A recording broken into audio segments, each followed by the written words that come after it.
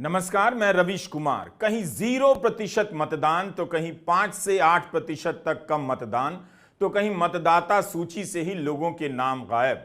ये चुनाव वोट डालने का हो रहा है या वोट नहीं डालने का चुनाव है? गर्मी को जिम्मेदार बताया जा रहा है, मगर यह भी बहाना लगता है। हम इस वीडियो में उत्तराखंड, बिहार और राजस्थान की भी बात करने वाले हैं। 2019 की तुलना में 102 सीटों पर मतदान कम हुआ, बढ़ा नहीं। अगर राज्यों के हिसाब से देखिए तो बिहार, उत्तराखंड, राजस्थान में मतदान काफी कम हुआ है। नागालैंड में तो 6 जिलों में 0% मतदान हुआ है। क्या यह कोई सामान्य घटना है? नागालैंड के पूर्वी इलाकों को लेकर केंद्र ने जो वादे किए वो पूरे क्यों नहीं किए? यहां के लोग कई साल से विकास का इंतजार कर रहे हैं। हालत यह है कि नागालैंड की खबर को अखबारों ने कोने में निपटा दिया है। यह बताता है कि हमारा लोकतंत्र से ज्यादा दूसरी और चीजों में विश्वास बनता जा रहा है। आज पूरे देश में इसी पर बड़ी बहस होनी चाहिए थी। मुख्य चुनाव आयुक्त से लेकर प्रधानमंत्री से लेकर विपक्ष के नेताओं को सबको इस पर बोलना चाहिए था कि नागालैंड में क्या हुआ और क्यों हुआ। क्यों दूसरे राज्यों में भी लोग वोट डालने नहीं निकले हैं? कभी राम के नाम पर, कभी मंदिर के नाम पर, कभी 2047 के नाम पर। क्या इसके लिए चुनाव हो रहा है? तो लोग मंदिर क्यों ना जाएं? मतदान केंद्र जाकर क्या करेंगे? नागालैंड के 6 जिलों में वोट नहीं पड़ा, इससे बड़ा तिरस्कार क्या हो सकता है? वहां तो लू नहीं चल रही, वहां तो मौसम सुहाना है, फिर भी लोगों ने 6 जिलों में 0% वोट क्यों किया? इन मतदान केंद्रों को सजाने में, यहां तक सुरक्षा कर्मियों और मतदान कर्मियों को लाने में कितनी दिक्कतों का सामना किया गया होगा। लेकिन 6 जिलों के कुल 4 लाख मतदाता अगर वोट ना डालें तो यह कोई साधारण घटना नहीं। 4 लाख में से एक भी वोटर वोट डालने नहीं आया। क्या यह चुनाव प्रक्रिया का मजाक नहीं? क्या इससे यह सवाल नहीं बनता कि मतदान केवल डांस ऑफ डेमोक्रेसी नहीं है कि डांस करते करते वोट देने चले गए? लोगों के इलाके में जीवन की बुनियादी सुविधाएं जब नहीं पहुंचती हैं तो लोग क्या करें? एक दिन डांस करें या साल भर प्यास से लेकर सड़क के लिए मरते रहें? आखिर इतना मीडिया, इतने अखबार डांस ऑफ डेमोक्रेसी बताने में लगे हैं तो लोग मतदान केंद्रों में डांस करने क्यों नहीं गए? नागालैंड के इन मतदान केंद्रों पर तो मतदाता छोड़िए, कोई डांसर भी नजर नहीं आ रहा। चुनाव आते ही अखबारों और चैनलों के कार्यक्रमों के नाम पूरे चुनाव को चिरकुट बना डालते हैं। लगता ही नहीं कि लोगों के लिए चुनाव हो रहा है। या तो मोदी के लिए चुनाव हो रहा है या किसी और नेता के लिए। हर समय सर्वे चल रहा होता है या फिर डिबेट शो में नेता और कार्यकर्ता एक दूसरे पर कुर्सियां फेंक रहे होते हैं। क्या यही परिपक्व लोकतंत्र का आचरण है? तो आम आदमी अपने घर चला गया, लौट गया, तो आप करते रहिए डांस ऑफ डेमोक्रेसी। और कौन बनेगा प्रधानमंत्री टाइप के कार्यक्रम अपने स्टूडियो में बैठकर। नागालैंड में जो हुआ है वो मतदान के बहिष्कार की सामान्य घटना नहीं। इससे राज्य व्यवस्था का सर शर्म से झुक जाना चाहिए कि लोगों ने उसे किस तरह से रिजेक्ट कर दिया। यह तस्वीर नागालैंड के मंत्री के घर के बाहर की है। पाइवांग कोन्यांग का घर है। इन्हें मतदान केंद्र पर जाने से रोका गया। ईस्टर्न नागालैंड पीपल्स ऑर्गेनाइजेशन के वॉलंटियर ने घर को बाहर से घेर लिया। यही नहीं, राज्य सरकार के सलाहकार के घर को भी रोका गया, घेरा गया ताकि वे वोट ना डाल सकें। यहां एक विधायक को ईस्टर्न नागालैंड पीपल्स ऑर्गेनाइजेशन के वॉलंटियर घर से बाहर निकलने पर रोक रहे हैं। विधायक भी वोट नहीं डाल पाए। पूर्वी नागालैंड में विधानसभा की 20 सीटें हैं, इनमें से 4 सीटें तो बीजेपी के पास हैं। तो क्या बीजेपी के विधायकों ने भी वोट नहीं डाला? ईस्टर्न नागालैंड पीपल्स ऑर्गेनाइजेशन ने आह्वान किया था कि कोई वोट देने नहीं जाएगा। पूर्वी नागालैंड के 6 जिलों में करीब 4 लाख मतदाताओं ने वोट नहीं डाला। चुनाव आयोग का डेटा है कि नागालैंड में 56.91% मतदान हुआ है। कहां तो चर्चा इस पर होनी चाहिए कि देश के एक राज्य के लोगों की क्या मांगे हैं और वो मांगे कितनी सही हैं, मगर इस पर कोई बात नहीं। फरवरी मार्च 2023 में नागालैंड में विधानसभा चुनाव हुए। ईस्टर्न नागालैंड पीपल्स ऑर्गेनाइजेशन ने बहिष्कार का ऐलान किया, लेकिन गृहमंत्री ने हस्तक्षेप किया और आश्वासन दिया कि इन 6 जिलों को अलग प्रशासनिक यूनिट में बदल दिया जाएगा ताकि यहां के लोग अपना प्रतिनिधि चुनें और विकास के पैसे का अपने हिसाब से इस्तेमाल करें। तो फिर लोकसभा के चुनाव से पहले इनकी मांग क्यों नहीं मानी गई? ईस्टर्न नागालैंड पीपल्स ऑर्गेनाइजेशन अलग राज्य की भी मांग करता है। इनकी बातों को कौन सुन रहा था? हर बात को टालते जाइए, मगर 100% वोट ना देकर इन्होंने अपने मुद्दे को पूरे देश में पहुंचा दिया। कहां तो 100% मतदान का संकल्प लिया जा रहा था, इन 6 जिलों में 100% मतदान हुआ ही नहीं। बेहद चिंता का विषय है। नागालैंड में एनडीपीपी और बीजेपी की ही सरकार है। यहां एकमात्र लोकसभा की सीट एक ही है, एनडीपीपी के पास है, जो बीजेपी की पार्टनर है। इस पर तो आपका ध्यान नहीं गया होगा। इसी 12 अप्रैल को नरेंद्र मोदी की वेबसाइट पर एक लेख डाला जाता है कि मोदी सरकार ने नागालैंड के लिए क्या क्या कर दिया। इस आर्टिकल को पढ़ेंगे तो ऐसा लगेगा कि नागालैंड अमेरिका से भी आगे निकल चुका है। लिखा है कि नागालैंड विकास के पथ पर अग्रसर है, मगर इसी राज्य के 6 जिले के 4 लाख मतदाता इस दावे को नहीं मानते हैं कि विकास जीरो हुआ है, इसलिए वोट डालने नहीं गए। 6 जिलों के 4 लाख मतदाताओं ने प्रोपेगेंडा के इस ढोल को बीच बाजार में पटक दिया। आप नागालैंड को मोदी लहर की नजर से देखिए तो लहर का पता ही नहीं चलेगा। पूरे देश को एक रंग, एक नेता की चर्चा से भर दिया गया है। लोगों की आवाज बाहर आती नहीं, तरह तरह की आवाजों की विविधता खत्म कर दी गई है। गोदी मीडिया में हर तरह से एक ही आवाज आ रही है, एक ही आवाज की बात हो रही है। तो एक दिन यही होगा जो नागालैंड के 6 जिलों में हुआ है। वहां तो लू नहीं चल रही थी, ना 40 डिग्री सेल्सियस तापमान था। फिर क्यों नहीं लोग वोट देने आए और इसकी चर्चा क्यों नहीं हो रही है? सारे जानकार स्टूडियो में आकर यही बता रहे होंगे कि प्रधानमंत्री ने पूर्वोत्तर में अभूतपूर्व कार्य कर दिया है, इतनी बार दौरा किया, लेकिन एक बार भी नहीं कहेंगे कि मणिपुर प्रचार करने के लिए भी नहीं गए और पूरे साल नहीं जा सके। मणिपुर में मतदान का हाल हमने देखा, उसी पूर्वोत्तर का यह भी हिस्सा है। यहां प्रधानमंत्री मोदी प्रचार तक करने नहीं गए, इंटरव्यू में कुछ भी बोल गए कि केंद्र ने समय पर दखल दिया तो हालात सामान्य हुए। ये हाल है उनकी बात का और मीडिया में प्रधानमंत्री के इंटरव्यू का। देश ने 19 अप्रैल को देखा कि किस तरह से मणिपुर में मतदान हुए हैं। बूथ लूटने से लेकर ईवीएम मशीन जलाने की घटना हुई, गोलियां चली मतदान केंद्रों के बाहर। वहां जगह जगह महिलाएं हिंसा का विरोध कर रही थीं। मणिपुर के बारे में चुनाव आयोग का डेटा कहता है कि 72.17% मतदान हुआ है। जिस राज्य में हालात सामान्य नहीं हैं, जिसकी एक लोकसभा सीट पर 2 चरणों में मतदान हो रहा है, जहां लोगों ने दोबारा मतदान की मांग की, वहां 72% से अधिक मतदान हुआ है ना कमाल? तभी तो इस देश पर ईश्वर की इतनी कृपा रहती है कि सब कुछ भगवान के नाम पर अंत में हो ही जाता है। असली आयोग तो ईश्वर ही है। नागालैंड और मणिपुर में लू नहीं चल रही थी। अब आते हैं उत्तराखंड, यहां भी लू नहीं चल रही थी, तब फिर यहां मतदान क्यों कम हुआ? गर्मी तो 2019 में भी थी। अगर गर्मी कारण है तो फिर उत्तराखंड में वोट कम क्यों पड़ा? जानकार बहस कर रहे होंगे कि किस पाले के समर्थक वोट देने गए या नहीं गए, इससे बीजेपी जीतेगी या विपक्ष हारेगा। लेकिन हार जीत से अलग कर देखिए तो वाकई चिंता की बात है कि इस बार मतदान कम हुआ। चुनाव से पहले कितना ड्रामा चला, आपको याद होगा। शपथ दिलाई जाने की खबरें छपती थी कि 100% मतदान कराएंगे। कभी बीजेपी तो कभी आरएसएस तो कभी सरकारी कर्मचारियों के बयान आने लगे कि यहां 100% मतदान का संकल्प लिया गया है। होता कुछ नहीं। उन समाचारों में कुछ लोग हाथ आगे कर शपथ की मुद्रा में खड़े रहते हैं और फोटो अखबार में छप जाती है। पता करना चाहिए कि जिन जिन लोगों ने शपथ ली थी उनमें से 100% मतदान हुआ है या नहीं। चुनाव आयोग ने भी बार बार मतदान प्रतिशत बढ़ाने की बात की, लेकिन उसकी इन तैयारियों का क्या हुआ? इन बातों का क्या हुआ? इन लक्ष्यों के पीछे जागरूकता अभियान के नाम पर जो पैसा और समय खर्च किया गया, उसका क्या रिजल्ट निकला? इसकी भी ऑडिट होनी चाहिए। एक एक वोट की कीमत बताने वाले इस लोकतंत्र में जब 15 मतदाताओं के नाम सूची से कटते हैं तो उसकी खबर दैनिक जागरण में कोने में छपती है। यह नैनीताल लोकसभा सीट की खबर है। अमृत विचार अखबार में कम से कम इसे बढ़ाकर छापा गया है कि आनंदपुर गांव में 15 मतदाताओं ने अपना नाम सूची में नहीं पाया। क्या चुनाव आयोग इनके पास एक एक वोट के महत्व के नाम पर दोबारा जाएगा और वोट लेगा? अमर उजाला ने तो लिखा है कि 15 लोग जब वोट डालने गए तो उनका नाम मरे हुए लोगों की सूची में था। इस तरह की कमियां कैसे रह जाती हैं? क्या यह किसी घोटाले के समान नहीं? टाइम्स ऑफ इंडिया में पंकुल शर्मा की रिपोर्ट है कि देहरादून में कई मतदान केंद्रों पर लोगों को मतदाता सूची में अपना नाम ही नहीं मिला। इनमें से ऐसे लोग भी हैं जो हर चुनाव में वोट डालते आए हैं। इसी रिपोर्ट में है कि एमकेपी पीजी कॉलेज के बूथ पर ही 50 मतदाताओं को मतदाता सूची में नाम नहीं मिला। इस रिपोर्ट के अनुसार जावेद को जब अपना नाम नहीं मिला तो टोल फ्री नंबर पर शिकायत भी की, मगर कुछ नहीं हुआ। देहरादून में 6% मतदान कम हुआ है 2019 की तुलना में। जब आप ऐसी छोटी छोटी खबरों को एक जगह जमा कर देखते हैं तब पता चलता है कि मतदान के दिन क्या हुआ। इंजॉय करना, चुनाव का पर्व मनाना, सेलिब्रेशन का दर्जा देना, इस टाइप की बातें ठीक है, लेकिन वोटर लिस्ट में जब कई दशकों से वोट देते आ रहे मतदाता ही गायब हैं, तब आप इंजॉय करेंगे और क्या पर्व मनाएंगे? दुनिया भर में इसे सप्रेशन कहा जाता है और गंभीर माना जाता है कि किसी मतदाता को आपने वोट देने से रोका।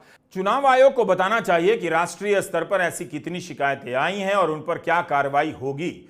उत्तराखंड की सभी 5 सीटों पर मतदान हो गए, लेकिन मतदान प्रतिशत बहुत निराश करने वाला है। यह 2 मार्च की रिपोर्ट है, याद कीजिए। खबर के अनुसार उत्तराखंड में 75% मतदान कराने का लक्ष्य बताया गया है। इस खबर में लिखा है कि लोगों को शपथ दिलाई गई। खबरों में तो यह भी छपा है कि बीजेपी का भी यही लक्ष्य है कि 75% मतदान होगा, मगर हुआ तो नहीं। 14 अप्रैल के अमर उजाला की खबर है, इसमें बताया गया है कि उत्तराखंड में पोस्टल बैलेट से 94.73% मतदान हो चुका है। मीडिया से बातचीत में मुख्य निर्वाचन अधिकारी डॉक्टर BVRC पुरुषोत्तम ने बताया कि 60 लाख से अधिक मतदाताओं को मतदान की शपथ दिलाई जा चुकी है। इस बार उनका लक्ष्य 75% मतदान का है। 60 लाख लोगों को शपथ दिलाई गई, क्या इसकी ऑडिट नहीं होनी चाहिए? अगर 60 लाख से अधिक मतदाताओं को शपथ दिलाई गई है तो सभी ने वोट क्यों नहीं डाले? उत्तराखंड में 83 लाख से या 84 लाख से अधिक मतदाता हैं।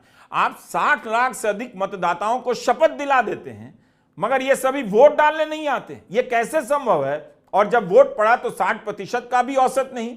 क्या सारा देश हेडलाइन मैनेजमेंट से ही चल रहा है? प्रधानमंत्री मोदी ने तो 2022 में कहा था, पंचायत से लेकर लोकसभा चुनाव में 75% मतदान का लक्ष्य दिया था। 25 जनवरी को मतदाता दिवस मनाया जाता है। उस दिन प्रधानमंत्री मोदी गुजरात के पन्ना प्रमुखों को संबोधित कर रहे थे। हम तय करेंगे कि हमारे बूथ में, मैं जहां पन्ना प्रमुख हूं, उस पन्ने पर जितने लोगों के नाम है, मैं कम से कम आजादी के 75 वर्ष के निमित्त 75% वोट हमेशा करवाऊंगा। जो भी चुनाव होगा, छोटा चुनाव होगा, बड़ा चुनाव होगा, राज्य का होगा, पंचायत का होगा या देश का होगा, मैं ये तय करूंगा, हाँ 75% वोट मेरे पन्ना प्रमुख के नाते मेरी जहां जिम्मेवारी है वहां हो, बूथ समिति के अध्यक्ष के नाते जहां बूथ हो वहां हो, और जहां भी मेरी जो भी जिम्मेवारी हो, ये हमने करना चाहिए।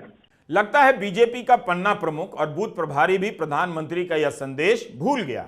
हो सकता है कि उसे भी कुछ नहीं मिल रहा हो, वरना यह तो प्रधानमंत्री मोदी की भी नाकामी है कि उत्तराखंड जहां बीजेपी का शासन है, जहां वे विकास ही विकास का दावा करते हैं, वहां 75% तो क्या 60% मतदान नहीं हुआ।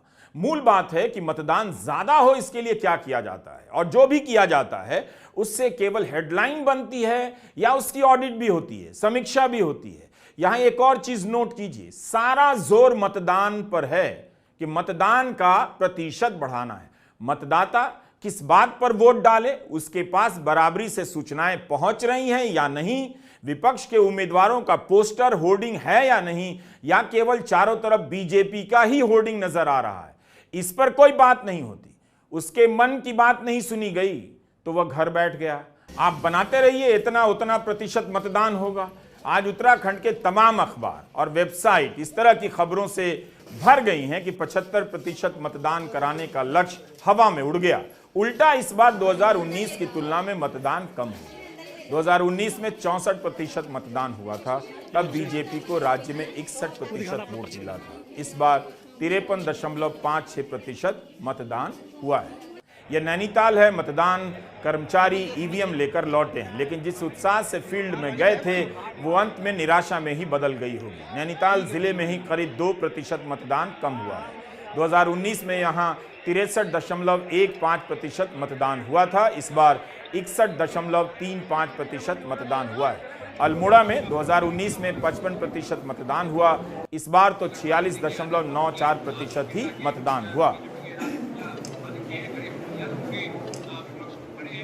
से अपील की है, पहले मतदान किया है, उसके बाद अभी जलपान भी करेंगे। थोड़ा जलपान अभी यहाँ पर किया है, और मैं सबसे अपील करता हूँ कि पहले मतदान फिर जलपान। हमारे मुख्यमंत्री जी का है गाँव मशीन तो थोड़ा खराब हुई, तो उन लोगों ने देखना चाहिए था, अधिकारी लोगों ने। कितनी देर से खड़े हैं आप? आधा घंटा पौन घंटा हो रहा है। भीड़ काफी हो गई है? हाँ, हो ही रही है। धूप भी हो रही है? हाँ, तो हल्की धूप हो रही है। मुख्य चुनाव आयुक्त किस आधार पर एएनआई से कह रहे थे कि उन्हें मतदाताओं में उत्साह दिख रहा है। जागरूकता अभियान के बारे में बताने लग गए, कहने लग गए कि इस बार युवा मतदाता वोट डालने निकलेगा। मतदान केंद्रों पर 75% मतदाता क्यों नहीं आया? उत्तराखंड में तो न तो गर्मी थी न लू चल रही थी। गढ़वाल में जहां से बीजेपी के हाई प्रोफाइल उम्मीदवार अनिल बलूनी चुनाव लड़ रहे हैं, वहां 50.84% ही मतदान हुआ है। मोदी के नाम पर चुनाव लड़ रहे हैं और मतदान 50% के आसपास। क्या इसके बाद भी अगर इनकी जीत हुई तो कहा जाएगा कि मोदी लहर से जीती? बेशक उन्हीं के नाम पर जीत रहे होंगे, लेकिन 50% से आसपास उसके मतदान के क्या कारण हैं? क्या वहां के मतदाता इतने निराश थे कि किसी के लिए वोट देने नहीं गए? 2019 के मुकाबले गढ़वाल में 5% कम मतदान हुआ है। कहां तो बढ़ जाना चाहिए, कहां वहां घट गया। यही नहीं, चुनाव आयोग से शिकायत की गई कि बलूनी जब वोट डालने गए तब उनकी वीडियो बनाई गई। उत्तराखंड के सामाजिक कार्यकर्ता अनूप नौटियाल ने अपने YouTube चैनल पर कम मतदान का विश्लेषण किया है। उनकी बातों को सुनिए तो पता चलेगा कि मतदाता मौसम के कारण नहीं, किसी और वजह से उदासीन हो चुका है। एक पिटी हुई फिल्म होती है जो कि लोगों के दिल को नहीं छू पाती है।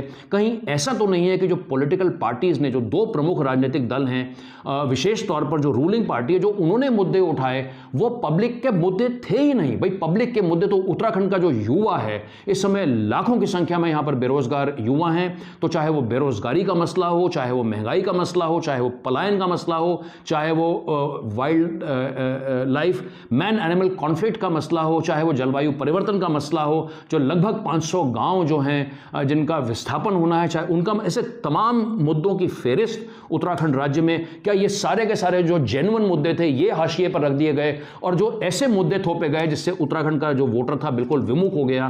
तो ये ऐसा एक बास्केट ऑफ इश्यूज है जिसके कारण कहीं ना कहीं इतना बड़ा डिक्लाइन जो है इस बार हमें 2024 के इलेक्शन में देखने में आया है।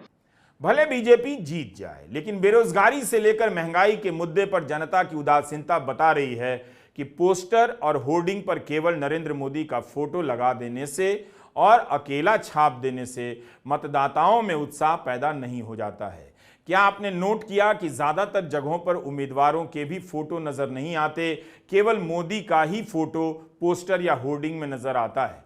पत्रकार से लेकर विरोधी दल के नेता इस बात को उठा रहे हैं कि जिस पार्टी के पास हजारों करोड़ रुपए का चंदा है, उसके पोस्टर पर एक ही नेता का फोटो क्यों है? क्या अगर उसमें 2 या 3 नेताओं का फोटो आ जाता तो पोस्टर या होर्डिंग का बजट 3 गुना बढ़ जाता? जहां उत्तर प्रदेश देश का सबसे बड़ा प्रदेश है, डबल इंजन की सरकार में जो दावा करते रहे डबल इंजन, उनकी होर्डिंग देखिए आप कि अब डबल वहां पर नहीं दिखाई देते हैं, अकेले दिखाई दे रहे हैं। इनके प्रत्याशी होर्डिंग से गायब हैं और चुनाव के बाद होर्डिंग पे जो अकेले हैं वो भी गायब हो जाएंगे और सफाया होने जा रहा है। 2019 के लोकसभा चुनाव में उत्तराखंड में बीजेपी ने सभी 5 सीटें जीत ली थी। इस बार भी ऐसा कुछ कहा जा रहा है, लेकिन 5 से 7% मतदान का कम हो जाना साधारण बात नहीं। अब आप जरा पता कीजिए, तमिलनाडु में बीजेपी के एक नेता हैं के अन्नामलाई। इनका इस चुनाव में किसी भी नेता या आम मतदाता से सबसे ज्यादा इंटरव्यू हुआ है। यूपी के मुख्यमंत्री योगी आदित्यनाथ से भी ज्यादा हुआ होगा, उनसे भी ज्यादा चर्चा अन्नामलाई की हो रही थी। पता नहीं पत्रकारों के पास उनसे जानने के लिए कौन सा प्रश्न और रहस्य है कि वो कोयंबटूर से लेकर चेन्नई की दौड़ लगाने लग गए। अन्नामलाई का जितना इंटरव्यू हुआ है, प्रधानमंत्री ने अपने इंटरव्यू में इस नेता का नाम लिया है, उस हिसाब से तमिलनाडु की सभी सीटें बीजेपी को ही जानी चाहिए। जो चैनल बजट का रोना रोते हैं और अपने रिपोर्टर को राजस्थान के गांव में पानी की समस्या कवर करने नहीं भेजते, वही चैनल अपने पत्रकारों को तमिलनाडु भेज रहे थे ताकि अन्नामलाई का इंटरव्यू हो। जैसे इस देश में मोदी से भी कोई दूसरा बड़ा नेता पैदा हो गया है। अंग्रेजी से लेकर हिंदी अखबारों में देखिए अन्नामलाई को लेकर कितने लेख छपे हैं। कोयंबटूर की एक सीट से लड़ रहे इस नेता का कितना इंटरव्यू हुआ। प्रधानमंत्री से किस भाषा में आप बात करते हैं, खाते हैं तो कौन सा चीज खाते हैं, फालतू के सवालों से मीडिया का स्पेस भर दिया जाता है। प्रधानमंत्री मोदी तो इंटरव्यू से लेकर अपनी रैलियों में अन्नामलाई का गुणगान करने लग गए। जब डीएमके के एक बड़े नेता ने हमारे युवा नेता अन्नामलाई जी के बारे में पूछा गया तो डीएमके नेता ने अहंकार में कहा, कौन है वो Annamalai? Who is that? Who is that? और अपमानजनक शब्दों का इस्तेमाल किया। यह अहंकार तमिलनाडु के महान कल्चर के खिलाफ है। यह अहंकार तमिलनाडु के लोगों की कभी पसंद नहीं आएगा।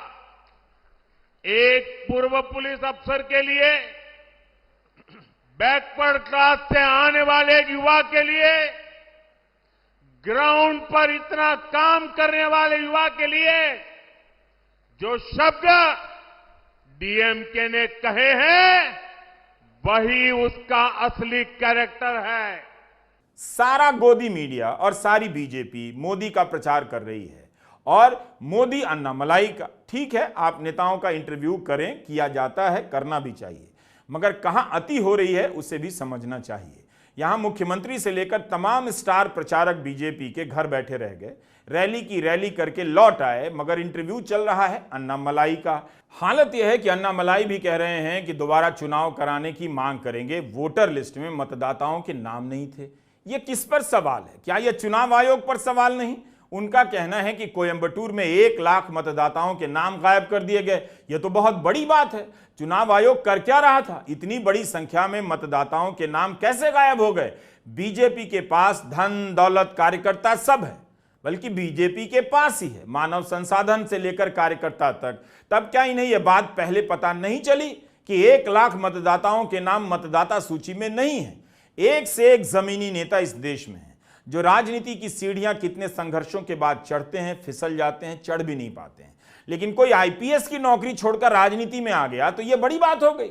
इतनी कुंठा भारतीय पत्रकारिता में जमा है या आम लोगों के मन में भी है? क्या हो गया आईपीएस की नौकरी छोड़ दी तो? यहां बीजेपी से लेकर राजद तक में, कांग्रेस तक में सैकड़ों नेता घर परिवार छोड़कर अपना जीवन बर्बाद कर रहे हैं, राजनीति कर रहे हैं। क्या उनसे ज्यादा अन्नामलाई ने छोड़ दिया है? इन्हीं सबसे चुनाव की चर्चा को भर दिया जाता है और आम आदमी गायब कर दिया जाता है।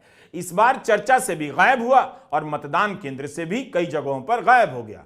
तमिलनाडु की 39 लोकसभा सीटों पर 68.96% मतदान हुआ। पिछले 3 चुनावों में यहां मतदान 72% से अधिक रहा है, लेकिन इस बार वहां भी कम हो गया। बिहार के 4 लोकसभा सीटों पर बहुत ही खराब मतदान हुआ। औरंगाबाद में 2019 में 53.63% वोट पड़ा, इस बार 50% पड़ा है, कम हो गया। जबकि बीजेपी जदयू चिराग की पार्टी के कारण उसके पास बहुत बड़ा सामाजिक आधार है। उस हिसाब से भले उनकी जीत पक्की बताई जाती है, लेकिन मतदान का प्रतिशत बता रहा है कि बीजेपी का समर्थक वोटर भी उत्साहित नहीं। उसे समझ नहीं आ रहा कि भारत का नाम तो हो गया दुनिया में, तो उसके तन पर जो फटा कपड़ा था वो कैसे बदल गया। बिहार में भी 2019 की तुलना में 4 सीटों पर करीब 4 से 5% कम वोट पड़ा है। क्या यह भी हुआ है कि इस बार वोट डालने वो लोग नहीं आए जो दूसरे राज्यों से वोट डालने आया करते थे? बड़ी संख्या में पलायन के कारण इस जगह से लोग बाहर चले गए औरंगाबाद से और वोट यहां कम हुआ। एक स्थानीय जानकार ने कहा कि जिस तादाद में यहां से लोग बाहर गए हैं उस हिसाब से 50% मतदान भी बहुत है। स्थानीय मतदाता में भी उत्साह नहीं है, भाजपा समर्थक जातियों में भी उत्साह नहीं देखा गया। हार जीत इसीलिए छोड़ दीजिए, वो किसी की भी हो सकती है। हो सकता है 50% मतदान में ज्यादातर मतदाता बीजेपी के ही हों, या यह भी हो सकता है कि बीजेपी के कम हों, नहीं देने गए, और विपक्ष के ज्यादा हों। मगर मोदी लहर होती तो उसका असर इन जगहों पर मतदान में जरूर दिखता। बिहार के नवादा में 41.50% मतदान हुआ है। 2019 में यहां 50% से कम मतदान हुआ था। आखिर नवादा के मतदाता वोट क्यों नहीं डाल रहे हैं? 2009 से लेकर 2024 के 4 चुनावों में बीजेपी ने कभी इस जिले के नेता को टिकट नहीं दिया। जब भी दिया जिले से बाहर के लोगों को दिया और हर बार बदल दिया। यही नहीं, हर बार एक ही जाति के लोगों को टिकट दिया गया। नवादा सीट से एक बार लोजपा के उम्मीदवार जीते थे, वे भी उसी जाति से थे जिस जाति के लोगों को बीजेपी यहां से टिकट देती है। इस बार बीजेपी ने यहां से सीपी ठाकुर के बेटे विवेक ठाकुर को टिकट दिया है। इस हिसाब से भी सोचिए कि नवादा के मतदाताओं के लिए 4 चुनावों में क्या बदल गया। बाहर से उम्मीदवार थोपना और हर बार एक ही जाति के उम्मीदवार को लाभ देना किसी भी संसदीय क्षेत्र की राजनीतिक विविधता को खत्म कर देता है। प्रधानमंत्री नरेंद्र मोदी यहां रैली करने आए, उन्होंने विकास के बड़े बड़े दावे किए, दुनिया में भारत का डंका बज रहा है बताया, फिर भी नवादा में मोदी का डंका नहीं बजा। मैं हार जीत के टर्म में बात नहीं कर रहा, बल्कि इस टर्म में कर रहा हूं कि नवादा के लोग वोट डालने क्यों नहीं गए। क्या गर्मी के कारण वोट डालने नहीं गए या कोई और वजह है? सवाल है कि अगर देश में मोदी लहर चल रही है तो फिर नवादा में वो लहर क्यों नहीं दिखी। तेजस्वी यादव ने भी नवादा में सभा की, लेकिन क्या वे अपने समर्थकों में मतदान के लिए जोश भर पाए? इम्तिहान तो उनका भी है। देखिए, चारों सीट जो है हम लोग जीत रहे हैं, महागठबंधन जीत रही है और बहुत ही अच्छा पोजीशन है। हमने तो ब्लॉक वाइज मीटिंग की है, जो फीडबैक आया है बहुत ही बढ़िया आया है और वन साइडेड आया है। जो बीजेपी का 2024 का 400 पार का जो फिल्म था वो फर्स्ट डे ही जो है सुपर फ्लॉप हो गया है और काट की हांडी जो है बार बार नहीं चढ़ती है और ये जो बीजेपी का जो जुमलों का जो पहाड़ था ये दह चुका है। तो इस बार जनता जो है समझ चुकी है और बिहार की जनता जागरूक है और इनको इस बार सबक सिखाएगी। तेजस्वी का यह दावा क्या चुनावी जीत का रूटीन दावा है या वाकई इसमें दम है? 4 जून तक इंतजार कर लीजिए। कहा जा रहा है कि कई जगहों पर कांग्रेस से लेकर विपक्ष के दलों का बूथ मैनेजमेंट बहुत खराब है। इसका कारण समझ में भी आता है। लगातार हमले से विपक्षी दल बिखर गए हैं। उनके पास अब आर्थिक शक्ति नहीं कि कार्यकर्ताओं को खर्चा दे सकें, तो उन्हें यह बात हर रैली में कहनी चाहिए कि हमारे कार्यकर्ता आपके घर ना भी आए तो भी आप खुद चलकर वोट देने आए। क्या विपक्ष के नेता जल्दी में हैं? वो ये बातें भूल जा रहे हैं। दूसरी तरफ बीजेपी की हालत देखिए। अगर बिहार में मतदान कम हुआ है तो सवाल बीजेपी को लेकर ज्यादा हो सकता है। उसके पास तो हर तरह के पन्ना प्रमुख हैं। पार्टी के पास कई हजार करोड़ का चंदा है। इतना पैसा है कि कई चुनाव में भी खर्च नहीं होगा। फिर भी वोट कम क्यों हुआ? इतना पैसा आखिर जा कहां रहा है? क्या इस बार बीजेपी के कार्यकर्ताओं को 8000 करोड़ में से कुछ भी नहीं मिल रहा? याद रहे, आज 21 राज्यों की 102 सीटों पर मतदान हुआ और इंडिया गठबंधन बीजेपी से कहीं ज्यादा आगे है। तमिलनाडु, महाराष्ट्र, राजस्थान, बिहार, यहां की उत्तर प्रदेश तक में जबरदस्त प्रदर्शन हुआ है। कई बार जो हमारे आसपास होता है उसको हम ध्यान नहीं दे पाते हैं, लेकिन वो बदलते वक्त की दस्तक होती है। एक्सेस माई इंडिया के प्रदीप गुप्ता का उस ट्वीट को डिलीट करना जिसमें साफ तौर पे ये लिखा था कि 13 राज्यों में बीजेपी अपना जनाधार खो रही है, या बीजेपी के सांसदों का खुलेआम ये कहना कि मेहनत करो, कोई मोदी की वेव नहीं है, उस बात की पुष्टि करता है जो हम लगातार कह रहे हैं। 10 साल सत्ता में रहने के बाद मोदी जी आज भी कांग्रेस को कोसने के अलावा दूसरी कोई बात नहीं कर पा रहे। कोई ऐसी बड़ी उपलब्धि नहीं है जो गिनाए, कोई ऐसा काम नहीं किया जिस पर चर्चा करें, ना आगे की कोई रणनीति है। असल में तो इंटरव्यू से लेकर चुनावी रैली तक वो बेहद ऊर्जा विहीन, थके हुए और उबे हुए लग रहे हैं। कभी कभी तो उनको देखकर ऐसा लगता है कि उम्र का तकाजा हो, ऐसा लगता है कि जैसे किसी बूढ़े आदमी को जबरदस्ती ठेला जा रहा हो। ना रैलियों में तालियां बज रही हैं, ना इंटरव्यू से कोई बड़ी सुर्खी, बड़ी हेडलाइन निकल रही है जो नैरेटिव सेट कर पाए, वही घिसी पिटी बातें। और दूसरी तरफ राहुल गांधी, नाक में दम कर रखा है इन्होंने, कभी गाड़ी में, कभी सड़क से जनता से सीधा संवाद कर रहे हैं। युवाओं को तो 100% यकीन हो चला है कि अगर कोई व्यक्ति इनके लिए कुछ करेगा तो वो सिर्फ राहुल गांधी है, बाकी किसी के बस की बात नहीं है ये। हम कह सकते हैं कि देश के भिन्न भिन्न अंचलों में आज जिन 102 सीटों पे मतदान हुआ है उसमें मतदान की जो मनोभाव दिखा है वो एक मजबूत, निर्णायक सरकार प्रधानमंत्री श्री नरेंद्र मोदी जी के नेतृत्व में देने के लिए बहुत दृढ़ता के साथ और गंभीरता के साथ उठता हुआ नजर आया है। और हम आश्वस्त हैं कि इस प्रथम चरण में पिछली बार से कहीं अधिक सीटें हम जीतकर अपने विजय के अंतर को प्रभावी और निर्णायक ढंग से बढ़ाने में सफल होंगे और एक लंबी छलांग हम उन राज्यों में मारने जा रहे हैं जहां अभी तक हमें अपेक्षाकृत रूप से उतना महत्वपूर्ण नहीं माना जाता था। हर दल के नेताओं ने अपनी जीत का ऐलान कर दिया है और मतदाता किसी की जीत को लेकर उत्साहित नजर नहीं आता है। मदर ऑफ डेमोक्रेसी के फादर ऑफ पावर तो बहुत खुश हैं, लेकिन सच यही है कि मतदाताओं में जोश नहीं है। कहीं जाति के नाम पर विरोध हो रहा है, कहीं रोजगार के नाम पर। मतदाता को पता है कि उनकी जीत से उसे क्या मिलने जा रहा है। अगर एंटी इनकम्बेंसी लहर नहीं है तो प्रो इनकम्बेंसी लहर भी नहीं दिखती। उत्तराखंड के बाद बिहार और राजस्थान 2 राज्य ऐसे हैं जहां मतदान बाकी राज्यों की तुलना में बहुत कम हुआ है। राजस्थान में 57.26%। पहले चरण के मतदान में जिन 12 सीटों पर राजस्थान में मतदान हुआ उसमें 6% तक मतदान कम हुआ। पिछले चुनाव के औसत परिणाम अलग रहे। इसके क्या मायने हो सकते हैं? एक उदाहरण देता हूं। 2004 में भारतीय जनता पार्टी के पास 21 सीटें थी और कांग्रेस के पास 4। 1% के करीब वोट स्विंग हुआ अगले इलेक्शन में और परिणाम रहा कांग्रेस 20, भाजपा 4, अन्य 1। तो इन 6% का क्या इम्पैक्ट रहेगा वो हम देखते हैं। सबसे ज्यादा अगर कहीं मतदान में बदलाव हुआ है तो झुंझुनू में 9.5% मतदान कम हुआ।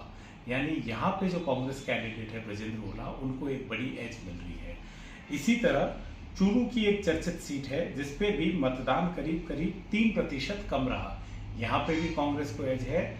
और एक सीट है, अगर हम देखें, सीट आती है हमारी करौली में भी 6% के करीब मतदान कम रहा। तो यहाँ चांस है कि कांग्रेस, अगर हम कांग्रेस भाजपा दोनों के नेताओं से बात करते हैं तो अभी तक ये सामने आ रहा है कि जिन बूथ्स पर कांग्रेस मजबूत है वहां पे उन्होंने वोटिंग करवाई है और भाजपा के कई बूथ्स पे वोटिंग कम रही और पैनिक बटन बजा। भाजपा के सूत्र बताते हैं कि चूरू, दौसा और झुंझुनू ये उनके लिए रेड फ्लैग सीट्स है और नागौर और करौली धौलपुर 50-50% का रेशियो है। तो कुल मिलाकर अगर देखा जाए तो भारतीय जनता पार्टी की जो एक्सपेक्टेड विन है वो अभी तक इस चुनाव में पहले चरण में नहीं दिखती। कांग्रेस को और उनके घटक दलों को फायदा होता नजर आ रहा है। अविनाश कल्ला राजस्थान के पत्रकार हैं जो चुनावों के दौरान तमाम संसदीय क्षेत्रों और विधानसभा क्षेत्रों का खुद दौरा करते हैं और वहां का हाल लेते हैं। अब हम आते हैं बंगाल पर। गर्मी तो पश्चिम बंगाल में भी थी, लेकिन 80.55% मतदान वहां कैसे हुआ? बंगाल में कूच बिहार, जलपाईगुड़ी, अलीपुरद्वार की 3 लोकसभा सीटों पर मतदान हुआ है। ये तीनों सीटें भाजपा के पास हैं। तीनों सीटों के मतदान का औसत 80% से अधिक है। पिछली बार पहले चरण में 6 सीटों पर मतदान हुआ था। अगर यही हाल रहा तो अगले लोकसभा चुनाव में बंगाल में एक चरण में एक ही सीट पर मतदान होगा। क्या पता यह भी वजह हो, वोटर दिन भर इंस्टा पर रहता है, उसे इंस्टा पर आप ठेल देते हैं और चुनाव करा रहे हैं 2-2 महीने में। वो कब तक अपना इंटरेस्ट होल्ड करेगा, यह बात देखने की है। लेकिन इस चुनाव में जो मतदान कम हुआ है उसके लिए गर्मी का बहाना बहुत दमदार नहीं लगता है। कारण कुछ और है। कारण हमारी राजनीति और बहुत हद तक खराब नेता हैं। नमस्कार, मैं रवीश कुमार।